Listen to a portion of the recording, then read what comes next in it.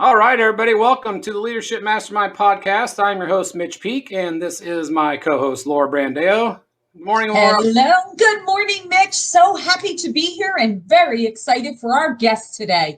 I would like to introduce everyone to Johnny Quinn. He is a professional speaker who travels the globe to inspire audiences by delivering thought-provoking and action-packed messages to businesses, schools, and organizations. He is a U.S. Olympian in the sport of bobsledding and competed in the 2014 Winter Olympics. Johnny is also a former professional football player, spending his time with the NFL's Buffalo Bills and Green Bay Packers. He also is a member of the Saskatchewan Roughriders of the CFL. He's one of only 3 people who played in the NFL and competed in the Winter Olympics. He also is a TED Talk speaker where he spoke about understanding the Olympic mindset and the author of Push Breaking Through Barriers. When Johnny is not speaking, he also owns and operates the Johnny Quinn Insurance Agency, helping families all across the state of Texas with their insurance needs. Well, on the Leadership Mastermind podcast, we want to provide our audience with insights and perspectives from our industry experts and outside our industry so they can learn,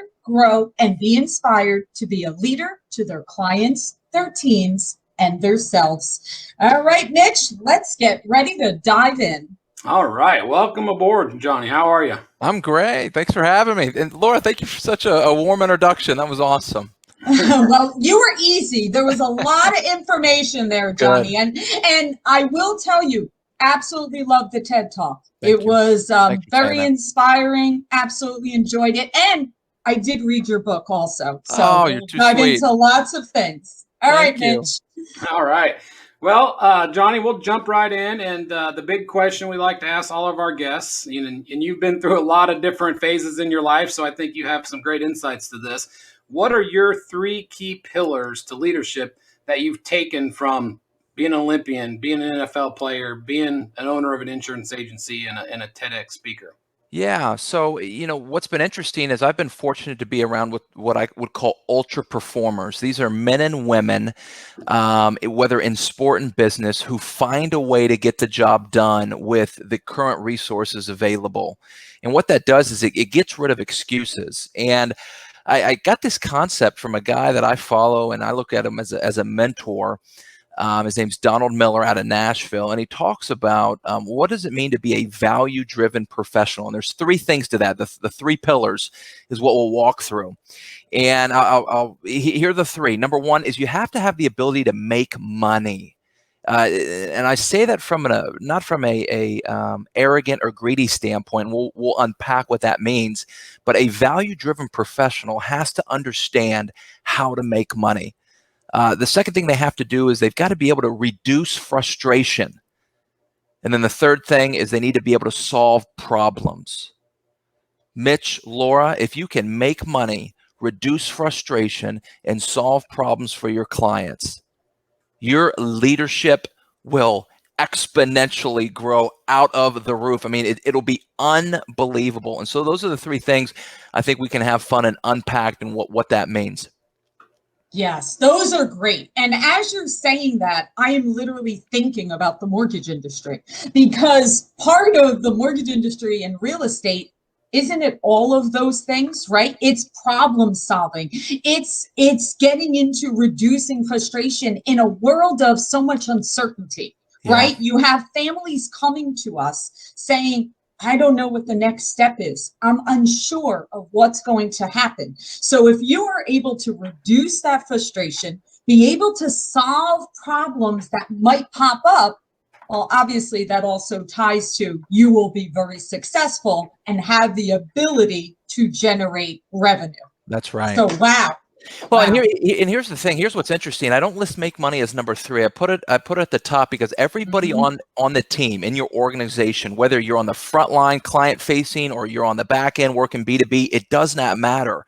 Everybody needs to be on the same page and understand that our role, on this team is to ethically maximize the wealth of the organization. And we need to understand that. We need to understand input, outflow, right? We need to understand that our efforts and what we do cost money and are we making money? And so I don't leave that as number three. Right. We need to address this out of the gate, is that my role, I'm either reducing, outflow capital, or I'm bringing more in, but everything matters. It's like flying an airplane. Some of us are a pilot, some of us are the flight staff, some of us are sitting, in coach. It doesn't matter. The money keeps the plane up in the air flying. So I don't care where your seat is on your team or on your organization. We have to have this proper understanding of money. And I think that's where a lot of people miss out. If we take a $100 bill, a $100 bill is amoral, meaning it has no feelings whatsoever.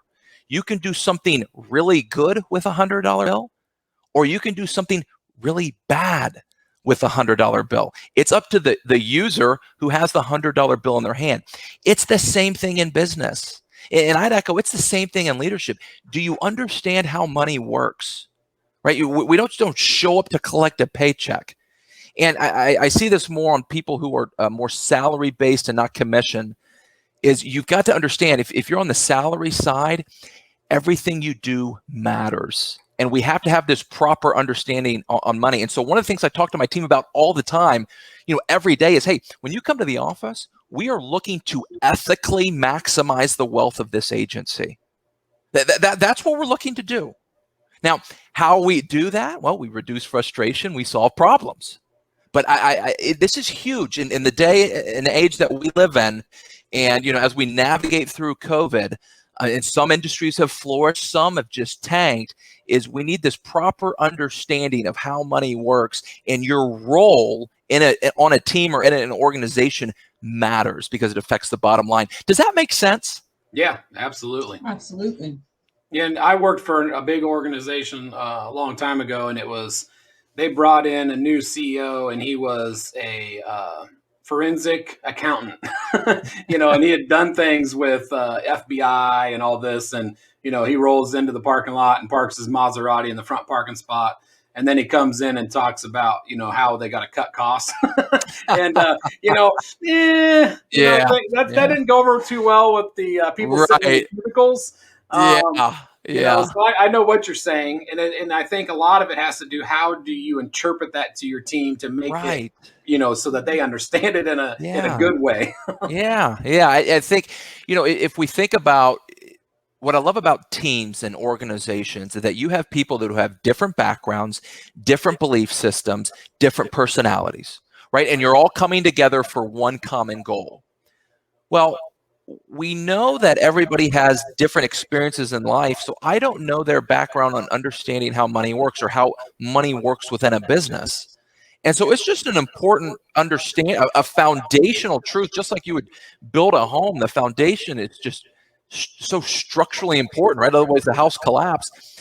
Is for everybody on the team to have this foundation of understanding how money flows and works in the business. And to your point, Mitch, what happens when what you were saying right there is essentially when words and actions don't line up, right? That you can use that in any form. You just happen to use that. That was a good example. But when words and actions don't line up, what happens is there's confusion, trust is broken, things fall apart, right? The message that that guy came in and was sharing, it's like, well, wait a second, things aren't lining up here. So right. You want transparency, you want clarity. And in a business, we need everybody to understand the importance and the flow of capital. We really do. Yeah, that's a very interesting take, because to Mitch's point, with your example, is that it's one of those things that in society, sometimes people are uncomfortable looking at things in that perspective, right? Now, it absolutely, from a leadership standpoint or from an ownership standpoint, absolutely tie in. How is it a matter of just making sure that each person understands the importance of their role and how it ties into the team to the ultimate goal? Is that how you approach it when you're not at an executive level or a sales level? Because of course, anyone in sales, their mind already thinks that way, right? They're already driven to think that way. But like you mentioned, the salaried employee, how do you resonate there? How do you communicate that? Laura, I'm so glad we're unpacking that, because you're right. What we don't want our listeners to think, especially if you're the executive level, is we don't need to roll out the financial script on, here's, and that remains private and things like that. It is this understanding, whether you're in a sales role or a salary role, that your compensation is connected to existing business and prospective business.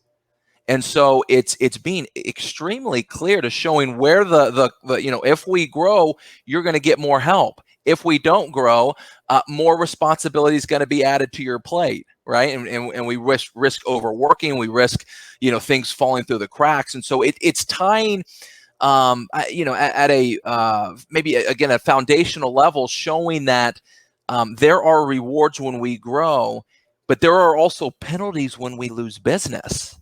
And we've got to talk about both sides.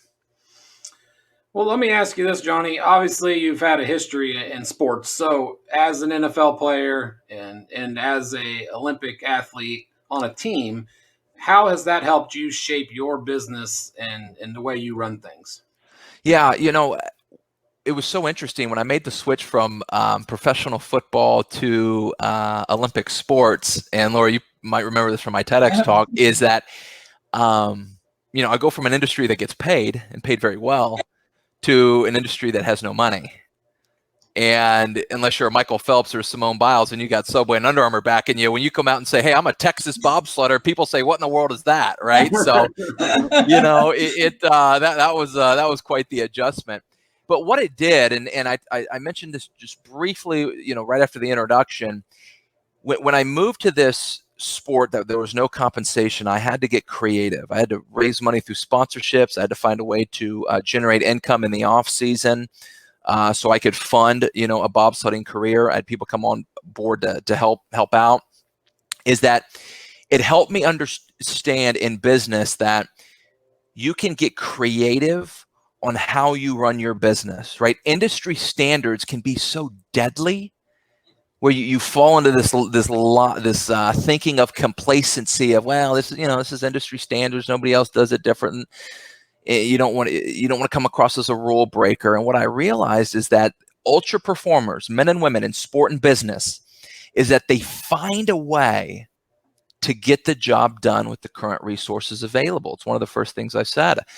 And seeing that happen in sport, I've been able to do that in business, right? If we're going to invest in some software, or we need to invest in team help, and bring more staff on, if it's in the budget, we're going to do it. But if it's not, here's where we lose some people. If it's not, we're going to find a way to get the job done with the current resources available. And what that does, Mitch and Laura, it gets rid of all the excuses. It gets rid of looking at everybody else and different team sizes and different budgets, and, well, they're doing this and they've got this. What it does is it robs you of the gifts that you have and the gifts that your team, your business, your organization, what you guys have together. And so finding creative ways to continue to push your business, I learned that through sport. Yeah. That makes such sense. And I will tell you, that's one of the things that our industry learned in 2020. Yeah. I mean, we were faced with, okay, everyone's going remote. It has to be a complete digital experience, right? Yeah. And the mortgage industry had more volume than we had ever seen in our entire lifetimes. And we had to figure out how to satisfy that production with the same amount of people we had, or training brand new people. Right. So I almost think you're so right. And getting creative, complacency turns you into a dinosaur. We all know that. The minute you get into that mindset, it's the beginning of the end. Yeah. So how do you recommend people continue to challenge themselves and keep that creativity? Because sometimes you don't realize you're becoming complacent until you've almost become too complacent. What's interesting, Laura, is success can create complacency. So it's one of those things that we have to watch for. And you're right. The mortgage space, and I'd say even top realtors. I'm in the Dallas-Fort Worth area. Had an unbelievable year. Unbelievable, right? So the the potential that we've got to watch out for is, okay, is that sustainable? Right. How do we make sure that we don't get complacent? And I'm going to give you 2 words that I'll share with that, and this will be a great direction. Is what we have to do is if you've accomplished major milestones, right? Many people had banner years last year. Fantastic. That's great. What I want you to do is and here they are, I want you to borrow wisdom, right? I want you listeners, write that down. And what I mean by that is I want you to seek out men or women in your industry that are 3, 4, 5 steps down the road you want to go. And I realize you had a banner year last year, and this year's going to be even better. Are you borrowing wisdom? Are you learning from men and women who are further along in their career than you are, that you can tap into and borrow their wisdom? Now, Laura, here's what I mean. I mean, what are you watching? What are you reading? Who are you listening to? Right? I'm not meaning, are you calling somebody up? Hey, can I get 20 minutes of your time and let's go get some coffee? No, if you can, great. Most people can't. What I'm just asking is, a lot of the people who are industry titans have written books, have podcasts, have blogs, right? We're doing a podcast right now. Are you consuming the content so you stay fresh, right? So you stay hungry, right? So you stay active and engaged, because that is the potential downfall with success, is you get complacent. You take your foot off the gas, right? Yep, there's a lot of people that have their heads buried in their work right now, and they're thinking, I'm closing all these loans. That's all they're doing. They're not, they're not upping their game. They're not, like you said, reading books, consuming podcasts, things like that. So, as a leader, as a team leader, answer me this. So, how much of the team's opinion do you take into account when you're starting to make changes in your business, when it comes to technology, when it comes to processes, things like that? Mitch, that's so funny you bring that up. This morning, so every morning at 9 a.m. we have a team meeting, and we purchase software in December, and so we're at the 90-day mark, and we spent a good 30 minutes of the team meeting, literally about an hour ago, discussing, hey, is this software working? Hey, how's the inputting going? Right? Because we purchased some sales software for our industry that helps kind of rank clients and, what can close quicker and things like that. So we're just not, making cold calls. We're going after warmer leads. And, in these meetings, Mitch, I'm all ears. Tell me. You're the one entering into the database. You're the one, on the phone with the client. And so I'm listening and I'm understanding and I'm getting different perspectives. And so as the team leader, it's my job and my responsibility is to filter through that. What is truthful? What is exaggerated? What is anger? What is anger? Right. What is anger? What is true frustration? Can we alleviate that? And, I guess a foundational diagnostic that I look for is, are we leaning our processes, or do we have so many steps there that something can fall through? And so that's really, I'm in the middle of that right now with this new software. Is okay, is this just a headache that we need to work through? Or is this something that we need to lean out and we can pivot to something different? And so I think with that, Mitch, it's an ongoing information gather. And here's what's going to have to happen. We're going to need to gather as much information as we can and make the wisest decision that we can, and then go with it. Right. See, what I see happen sometimes is people, it's all this information gathered, nothing happens because they still want to gather more information. At some point, we got to take some action. I'm not saying we run in there guns blazing, let's act crazy and just cancel all the software, purchase every software company. No, it's let's download as much information from you that you can, and then you make the wisest decision possible, and you move. You freaking move. That's what you do. All right, so you just used the word action. So let's dive into action. Yeah. Okay. Yeah. So you spoke about ultra performers, whether that's in business, whether that's in sports, whether that's in life. Okay. Yeah. So what holds people back? I mean, this is I probably could say that I say this daily, that one of the things I cannot figure out is why Some people, they have it here. They've got the idea. They know what to do, but they're afraid to take that leap of action. So what have you seen that holds people back from that? Laura, that's such a good comment to break down, to understand that. What is just so interesting is that we all have the same amount of time, right? Everybody comes to the table resourced differently. Everybody's been brought up differently. Some have ample resources, some don't. But the great equalizer is time. And when I started to understand that, and I learned that when I got into professional sports, is that the ultra performers, right? They maximize their time. And when you maximize your time, you're in a better position to take action. So, Laura, and this is something we can unpack, because I don't have the correct answer. I think I have some direction that we can take, and I can walk you through what I do. But I think some people are just scared because I think so too. Right? They haven't developed. It's kind of like I don't know. I started, in sports. It's all about lifting weights to get stronger for your sport. I started lifting weights in 7th grade. And so, my first time in the weight room, I'm a young middle schooler. I look confused. I'm like, I don't even know, right? Awkward. I don't know what I'm doing. But I had to kind of cut my teeth, in the weight room. And then you get into freshman and then varsity and college. And now, when I got to the NFL and the Olympics, I'm a veteran in the weight room. I know every move, every exercise. But I cut my teeth on that. Laura, I think some people just haven't cut their teeth. Right? I think some people, haven't risked it. And here's what's so interesting.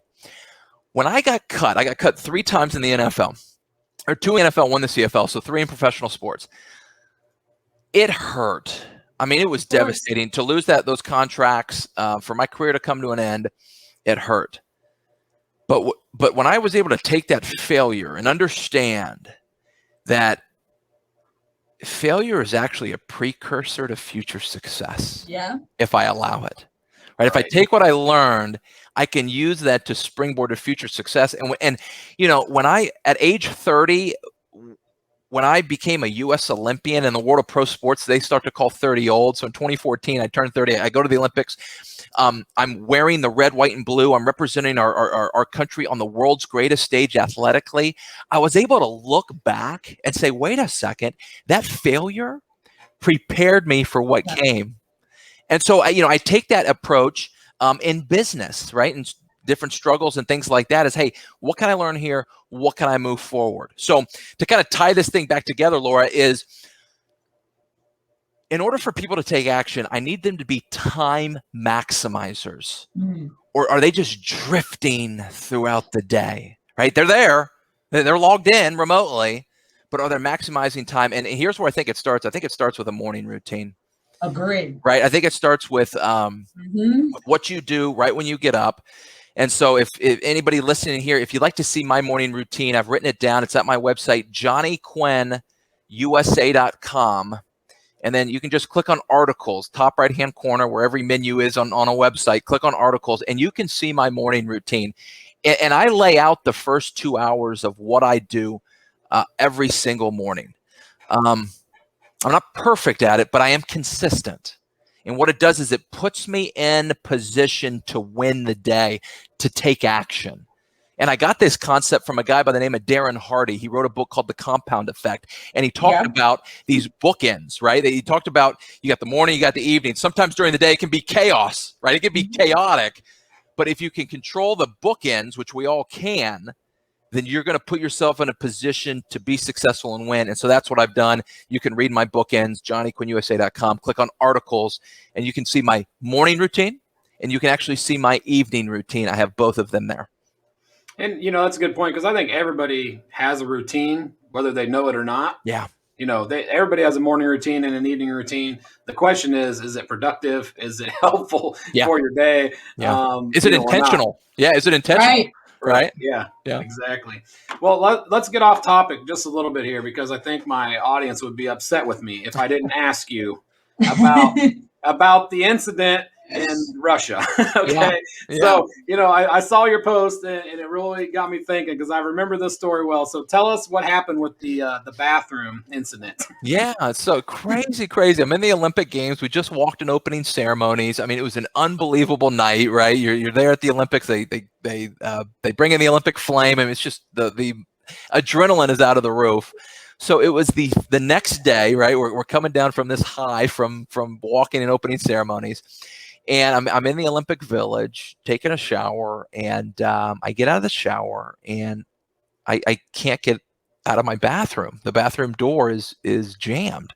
So, I'm checking the little lock thing and it's unlocked, and I'm, going up and down. I'm pushing, I'm doing everything I can, and it's locked. And so my roommate at the time, he was in the weight room. And so it was just me in my room in the Village. It was interesting because the rooms run parallel to a hallway. So I'm kind of like banging on things to see if somebody in the hallway can, hear me come rend a raid. And I get to the door and I hit it and it cracks. And so I wind back and just throw a full fist through there, and my fist goes right through the door. And so at this point I can see in, the light into the room. And so I'm like, well, I'm going to get out of here. So I kind of chisel the door apart with my I don't know, palm or whatever. And so I get out and I look at the door. I'm like, oh my gosh, I'm going to, I broke down the door. I'm going to be in trouble here. So I take a picture. I go down to the USOC or our Olympic Committee's office and said, because I didn't want them to think we were, roughhousing or whatever, foul play. So I just say, hey, ran into an issue with my door, couldn't get out, ended up having to, break it down. I just want to let you know, do we need to get a service staff in here to get it, replaced? And Mitch, we've been connected on social media for a little bit. I got a pretty good sense of humor. So I put the picture on social media, and I mean, that thing that just took off like a firecracker. The BBC took it, and then it went to Yahoo. And then within 24 hours, it was seen by 10 million people around the world, Wow. retweeted 28,000 times. I mean, it was just crazy. Well, the build up to it is there was a lot of reports of quality issues. Quality issues, quality issues, and then you just things not being ready. Yep. You just took the quality issue to a whole new level, and it created a firestorm. Yeah. So the timing of the media and all that play. Yeah, you're right. But now I think back, I clearly remember that story in the news everywhere.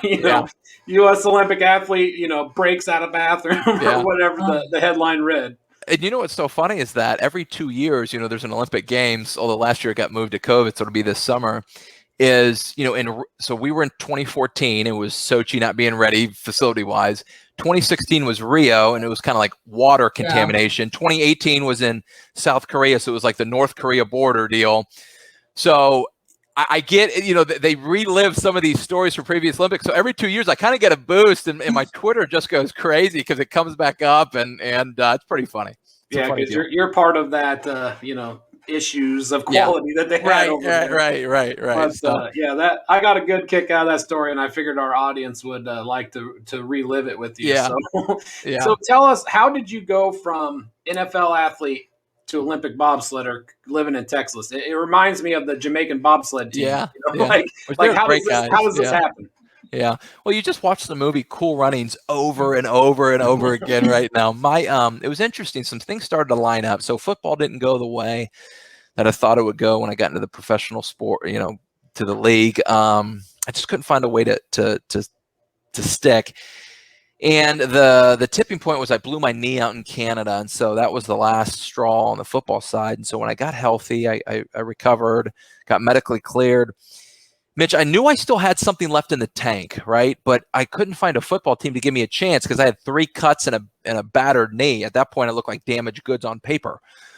So some things starting to line up. My mom, one of her coworkers, was a bobsledder from the 2010 Winter Olympics. And then my agent, he represented a bobsledder back in the day at the 2002 Winter Olympics as a bobsled driver. And because there's no NCAA level bobsledding, right? You don't go to college to bobsled. They recruit from typically, they'll recruit from any sport, but football and track and field are the 2 main sports they recruit from. You need power and you need speed.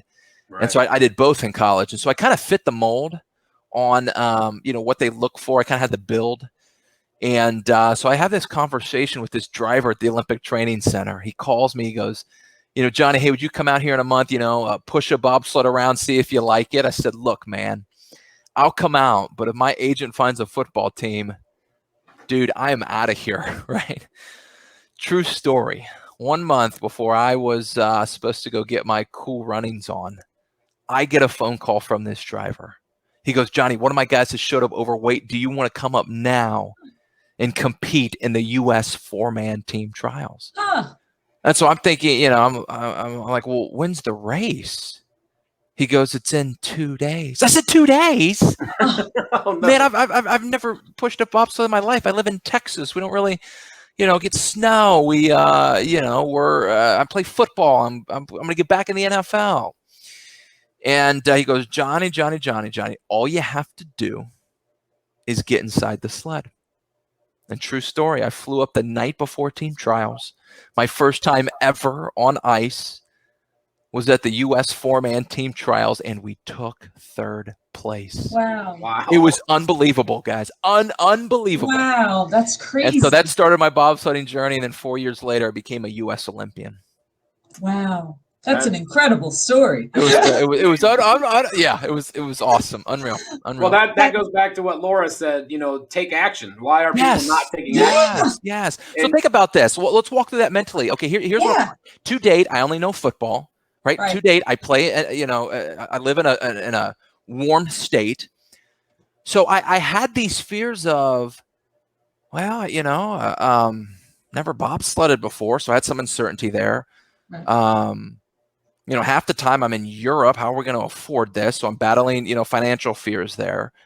So I had these fears, and I think in business or sport, it doesn't matter. Is that we have these fears, and fear's okay until it becomes crippling.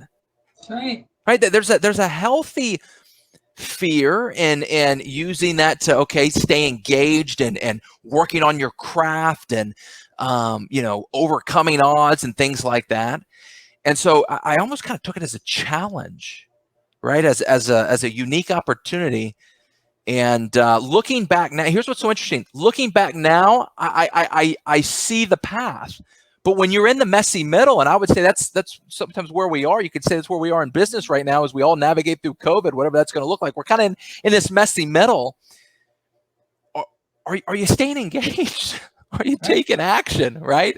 That's what we want to know. Yeah, and I think there's probably a very, very small percentage of people faced with that exact situation that you would have said yes to going and getting on a bobsled 2 days before, after the conversation. So yeah, exactly. That's a great point. Here's what I would encourage our listeners to think about. And I'm sharing my story in sport and a little bit of business, but and I've been through a ton of goal setting workshops. I mean, that's all you do in sports, right? I mean, we're gonna win gold. We're gonna win the national championship. I mean, we goal set like crazy. I do the same in business.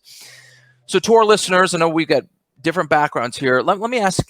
I want you to consider this question. What do you want life to be like in 20 or 30 years from now? Right? Let's take a long-term approach. And here's how I answer this question for me personally, because I'm in a different season of life. In that I'm married, I have a 2.5-year-old little girl, and I own 2 businesses. So in 20 years from now, what do I want? Well, I want businesses to be thriving. Maybe I purchase more, I don't know, but I want thriving residual income, businesses just thriving. Okay, so that's my business side. But relationally, I want, at that point, I'll be 27 years into a marriage. I want it to be stronger than ever. I want when I come home 20 years from now and that garage door goes up, that my wife, her name's Amanda, she goes, Johnny's home. And not, Johnny's home. See what I'm doing here? Right. I've got a 2.5-year-old little girl, and in 20 years, she's going to be 22, 23. I want a fantastic relationship with her. I'm not going to be her best friend. I'm going to be a loving dad. And I want that to thrive. So what I'm doing is I'm projecting out what I want 20 years from now. So it helps me take the right action steps now. Yep. Right. It helps me put in place Well, I can't. I need to take care of my businesses, and I take care of my marriage, and take care of my children, my child. What's today? Tuesday, March 9th. Decisions I make today are actually going to help me get closer to that or move me further away. And I think if we look at, our careers that way, we're going to get more people to take the right action. Does that make sense? We unpack that? It makes total sense. And to be quite honest, Johnny, and we've never met before, but I've literally lived my life exactly that way. Love that. And it's funny because like right now I'm in my home in Arizona because I decided years ago, I don't want to spend the winter in New Jersey. So I planned out how is it possible to do something in my career to be able to spend the winter in a warm location where my children are grown and they're successful doing their thing. And me and my husband that are married 31 years are actually able to spend our time at this season in my life the way I want. Beautiful. So 100%, Johnny, you are right on point, but those decisions, and just so you know, I know my retirement date also that I have put out to the world that I know the day that will come. And that is the way everyone needs to live their life. And like you said, not just in business, but also in their relationships and their family life also. And you're right. It makes it much easier to make those decisions as you're projecting the 20 years in advance or 25 or 30 or whatever it is, because how are you going to achieve that if you're not starting today? Laura, you are a walking, talking example of that. That is fantastic. I love that. Here's, this quote. I got this quote from a guy by the name of Dale Partridge. He's out of Oregon. And the quote goes like this: success at work without success at home isn't really success at all. And that just hit me. It hit me.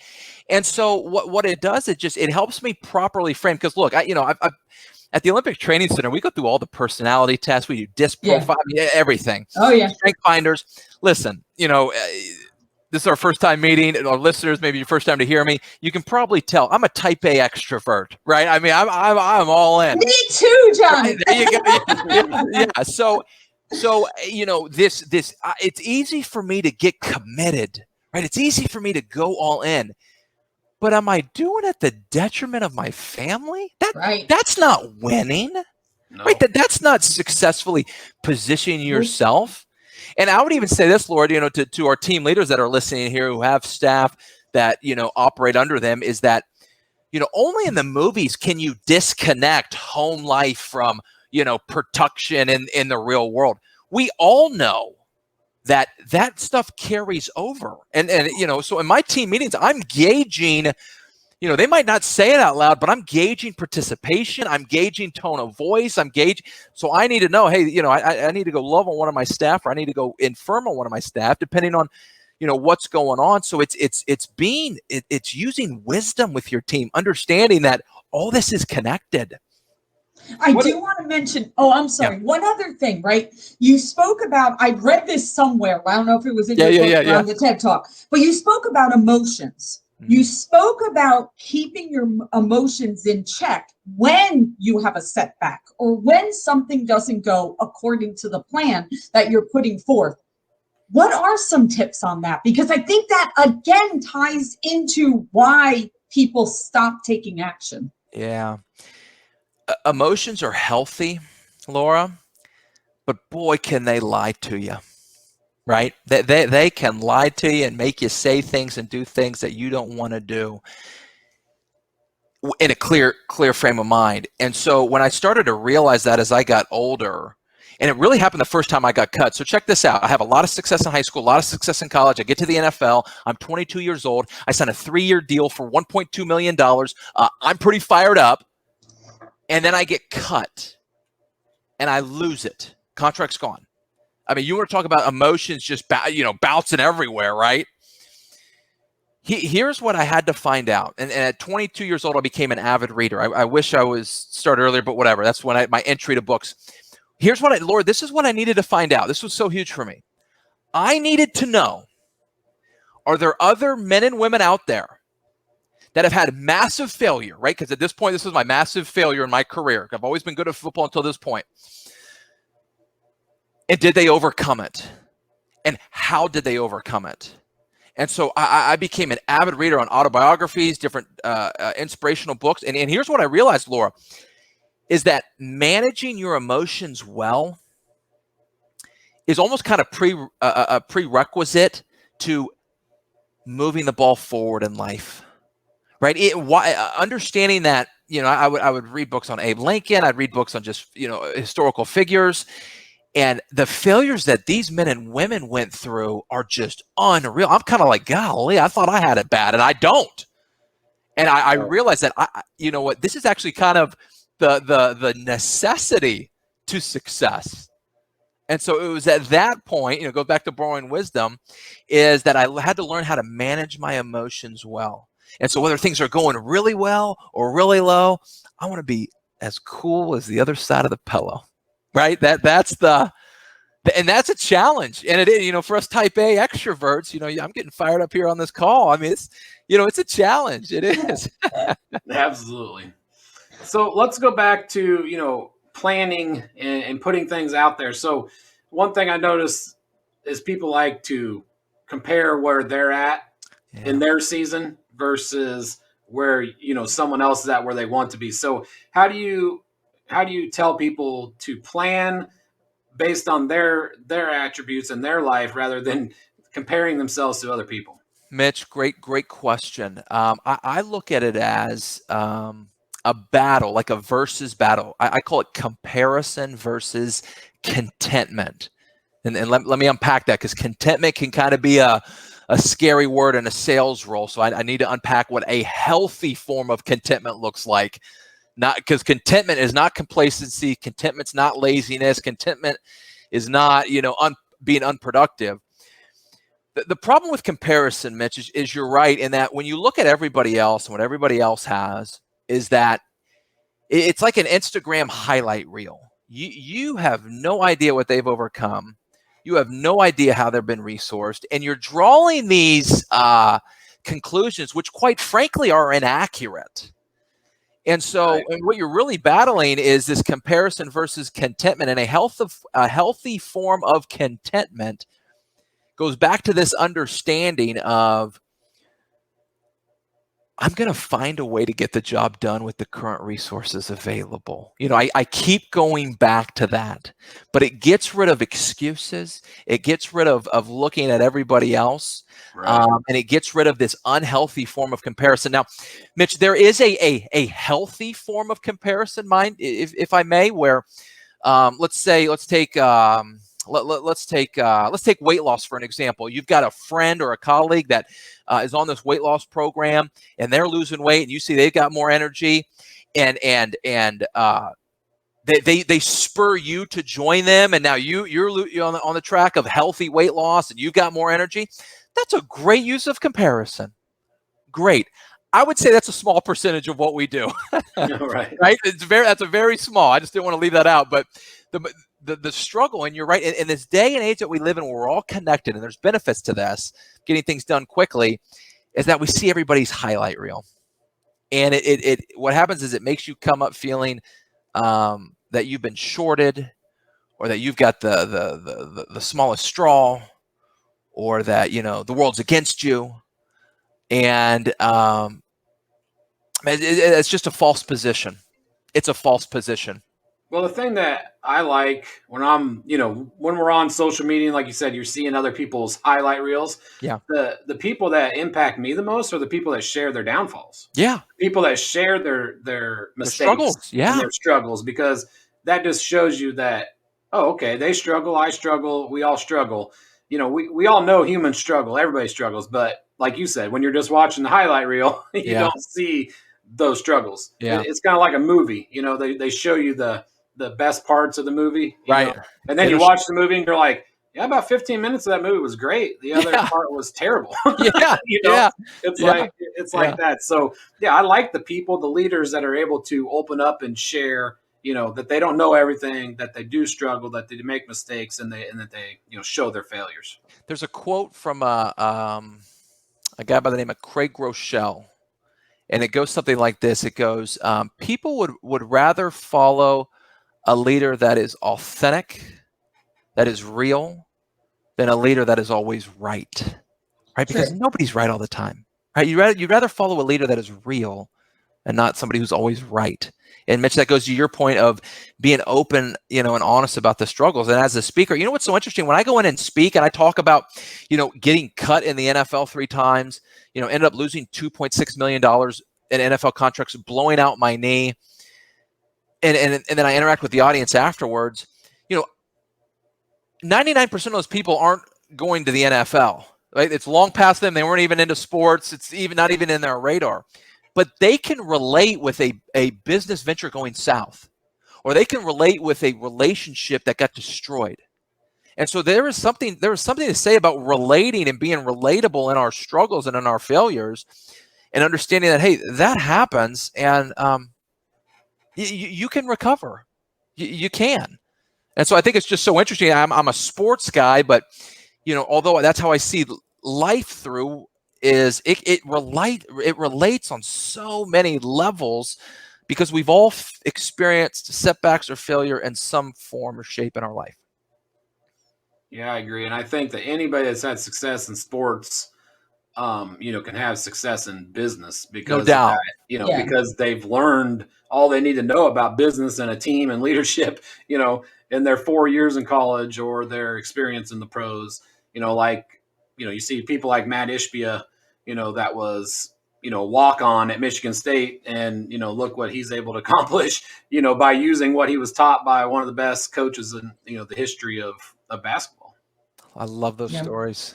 They just fire me up. You All look right, fired up. Yes, that's right. So, Johnny, what's that one final piece of advice for our audience? What do you want to leave them with? Well, I look at 2021 as an incredible opportunity, right? We know last year it was whatever. Or do our listeners believe that 2021 can be their best year yet? And the question I want you to ask yourself is, have I spent any time, have I carved out time to think about, what am I going to complete this year with my team, with my family, with people that I do life with? What am I going to complete? Not just work on, what are we going to complete together? Because if you can bring something into completion, everybody on that team, that organization, you win together. And my background in sports shows me that when you win as a team, it's just so much better, right? To share in that with somebody else. And so leave everybody with, what are you going to complete this year? And have you spent some time thinking about that? Who are you going to do it with? That's Love awesome. Awesome. All right. How do people connect to you, learn more about? I know you did give the web address. Please share that again. Yeah. So on all social media handles at Johnny Quinn USA. And then website, johnnyquinnusa.com. And if you're interested, if you've liked some of the content that I shared today, I write articles. And so literally johnnyquinnusa.com, and just click on articles. And I've got different topics that I write on. I put together short mind gym videos, MINDGYM videos when Corona started last year, on how do you protect and strengthen your mindset. Because I really believe everything starts with how you process information. So I've got a lot of free resources there for if you're interested. Love it.